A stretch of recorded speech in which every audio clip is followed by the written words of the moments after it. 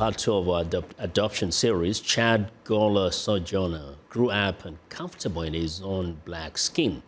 Despite the loving support of his adoptive white parents, he felt isolated in largely white Tacoma, a port city in the northwestern U.S. state of Washington.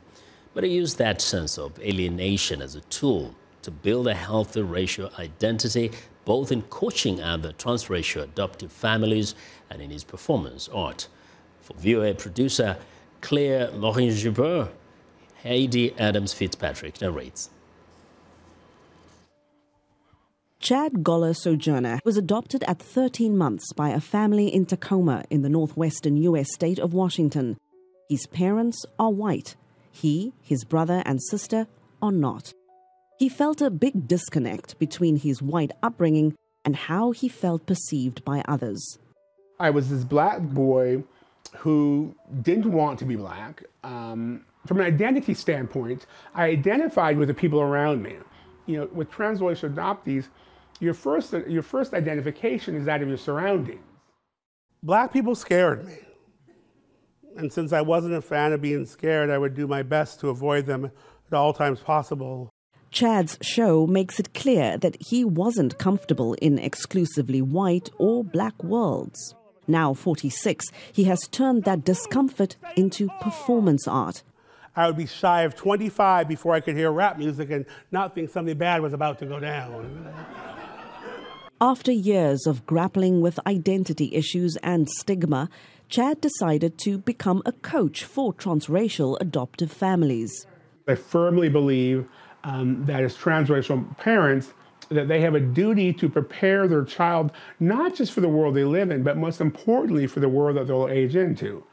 April and Andrew Rauch adopted 2 black children, Ophelia and Gwion, before getting pregnant with Henrique.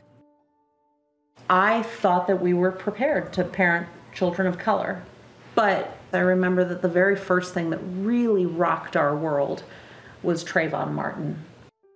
Because I remember that photo that was released of him in his hoodie that looked so much like you.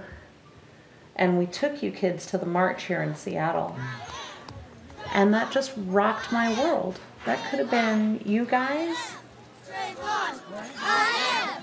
17-year-old Trayvon Martin was shot dead one evening in 2012 as he walked to his father's home in Central Florida. The shooter, a neighborhood watch captain, was acquitted of a second-degree murder charge. Trayvon's case sparked nationwide rallies for racial justice. Are you worried about your brother? Yeah. I just don't want him to get hurt because of the way he looks, because he's my brother. Chad also wanted to know more about his biological family. A few years ago, he finally tracked down his birth mother's sister. She sent him a portfolio about his birth mom, Yolandia Maria Hurt. She was an actress and had died in 2011. It was very interesting to see for the first time at 44 somebody who looked like me, and then to end up in the same profession as she did was just crazy, you know. His birth mother's memorabilia helped Chad better understand his identity. Now, when counseling adoptive families, he emphasizes the need to preserve ties to a child's pre-adoption life. A lot of people forget that adoptees have a story before they come to you. Whatever it is, that we have our own story. And this was my story.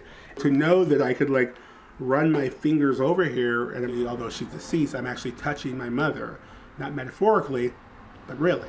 And so certainly that is something beyond what I ever thought possible. Well, on Wednesday's part 3 of our adoption series, Stephanie Poole teaches 4th grade at a public school in Washington State.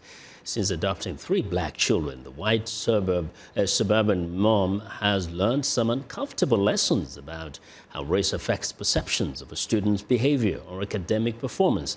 So be sure to join on Wednesday for part 3.